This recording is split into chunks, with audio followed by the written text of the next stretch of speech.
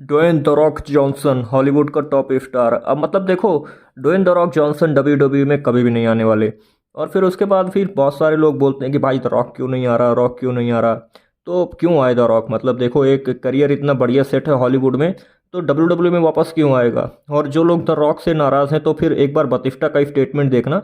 बतिस्टा ने तो सीधे बोला था कि भाई मैं अगर कंगाल हो जाऊंगा तो भी मैं कभी डब्ल्यूडब्ल्यूई में रेसलिंग करने नहीं आऊँगा। तो कुछ इस तरीके से इनके कनेक्शन है डब्ल्यूडब्ल्यूई के साथ। तो वही सब बातें आज मैं करने वाला हूँ, खास करके द रॉक के बारे में बातें करूंगा। अब देखो, कम व्यूज़ देख के ना मेरे चैनल को जज मत करना। एल्गोरिथम मेरे वीडियोस को पुश नहीं करता। अगर कंटेंट अच्छा लगेगा तो सब्सक्राइब जरूर कर देना, बिल्कुल फ्री है, लेकिन मेरे को बहुत ही ज़्यादा मोटिवेशन मिलती है उससे। अब देखो, जब बात करते हैं ना द रॉक की, आपको थोड़ा सा ये समझना होगा कि body building, strength training, weight training, ये सब क्या चीज़ें होती हैं। क्योंकि यहाँ से आपको समझ में आएगा कि एक रेफलर होने में और एक एक्टर होने में कितना डिफरेंस होता है। एक ऐसा टाइम हुआ करता था जब द रॉक रेफलर हुआ करते थे।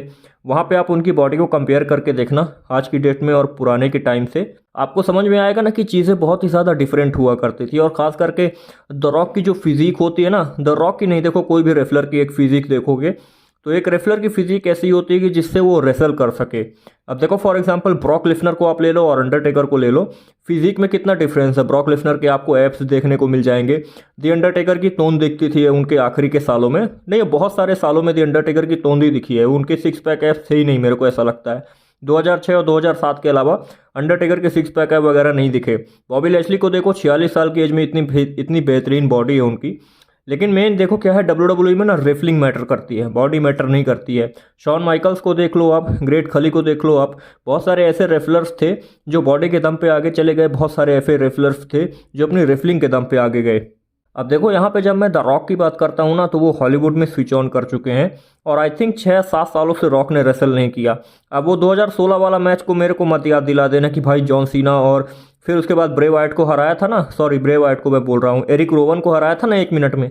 तो वो 1 मिनट था। देखो, अगर बात ये रहती है ना कि आप ये देखना चाहते हो कि भाई द रॉक आ जाए और केवल एक रॉक बॉटम मार दे 2 सेकंड का और उसमें हम मान लेंगे कि हाँ द रॉक ने रेसलिंग कर दिया, तो मैं उसको नहीं मानता हूँ। देखो, लास्ट टाइम द रॉक ने प्रॉपर एक मैच रेसल किया था, वो था भाई जॉन सीना के खिलाफ।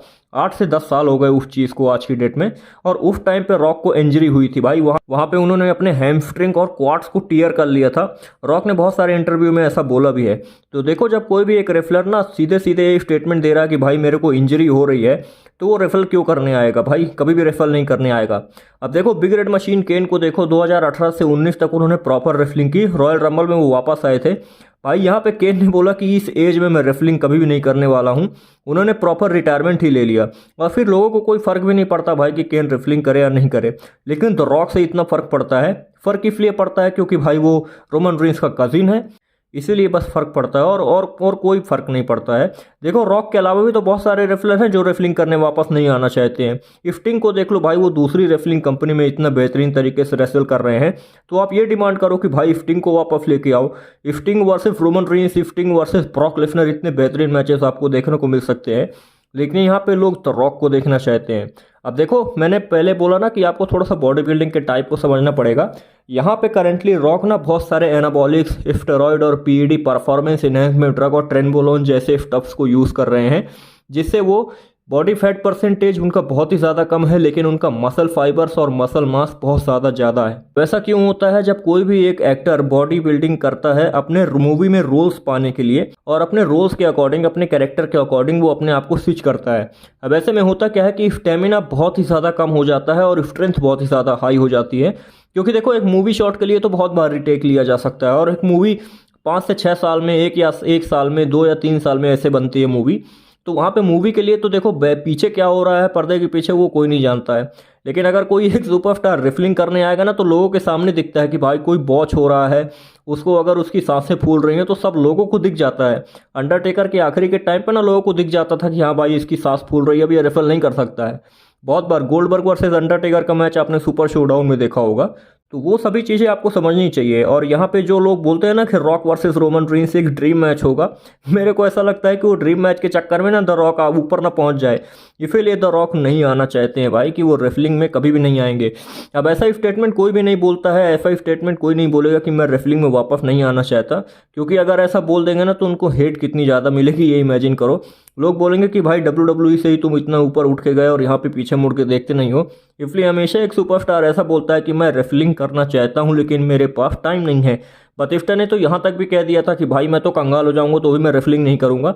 इसीलिए शायद तक फैंस ना उनको बहुत ही ज़्यादा हेट करते हैं, WWE उनको बहुत ज़्यादा मेंशन नहीं करती है। तो कुछ इस तरीके से ना इन दोनों के रिलेशंस हैं WWE के साथ। अब देखो, एक प्रोमो देने के लिए द रॉक वापस आ जाए, होस्ट करने के लिए द रॉक वापस आ जाए, वो तो फिर द रॉक आते ही रहते हैं ना यार। इसमें फिर ऐसा क्या बोलना है कि बहुत सालों से रॉक WWE में नहीं है।